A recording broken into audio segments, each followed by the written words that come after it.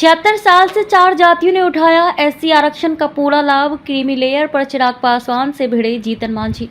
आरक्षण के अंदर आरक्षण के मुद्दे पर अब एनडीए में रार छिड़ती नजर आ रही है। केंद्र की एनडीए सरकार में सहयोगी एक और पार्टी के नेता और केंद्रीय मंत्री ने कोर्ट के फैसले को सही बताते हुए कहा है कि स्वार्थ के लिए कोर्ट के फैसले पर सवाल उठाया जा रहा है। इतना ही नहीं, केंद्रीय मंत्री जीतन राम मांझी ने यह भी कह दिया है कि 76 साल से 4 जातियों ने ही एससी आरक्षण का लाभ लिया है। दरअसल अभी हाल ही में देश की सबसे बड़ी अदालत यानी कि सुप्रीम कोर्ट ने अनुसूचित जातियों एससी और अनुसूचित जनजातियों एसटी को मिले आरक्षण में सब कैटेगरी बनाने के पक्ष में अपना ऐतिहासिक फैसला सुनाया था। अदालत के फैसले के बाद कई लोगों ने इस पर अपनी राय रखी थी। केंद्रीय मंत्री चिराग पासवान ने अदालत के फैसले पर सहमति नहीं जताई थी और कोर्ट के समक्ष पुनर्विचार याचिका दायर करने की बात कही थी।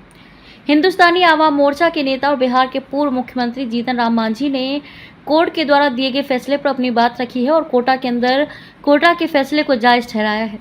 पत्रकारों से बातचीत में जीतन राम मांझी ने कहा कि 7 जजों ने नोट दिया है, उसमें से एक जज ने सिर्फ वैसा कहा है। सवाल यह है कि हम लोग तो हर तरह से सुप्रीम कोर्ट के निर्णय का समर्थन करते हैं, वो अच्छा है। बिहार में खासकर नीतीश कुमार ने साल 2011 और 2012 में ही ये व्यवस्था कर दी थी कि अनुसूचित जातियों में दलित और महादलित होंगे, तो उस वर्गीकरण को भी कुछ लोगों ने कोर्ट में चुनौती दी थी, जिसे कोर्ट ने अमान्य कर दिया था। उसी चीज़ को सुप्रीम कोर्ट ने फिर कहा। बिहार सरकार ने नीतीश कुमार के नेतृत्व में अनुसूचित जाति या जो कम पिछड़े लोग हैं उनके लिए जो आरक्षण की व्यवस्था की है वो स्वागत योग्य है। अगर सिर्फ एक पीढ़ी की बात है तो अदालत का ये कोई जनरल फैसला नहीं है, बल्कि सिर्फ एक जज की मान्यता है। स्वार्थ के लिए चुनौती, समाज के लिए नहीं, मांझी।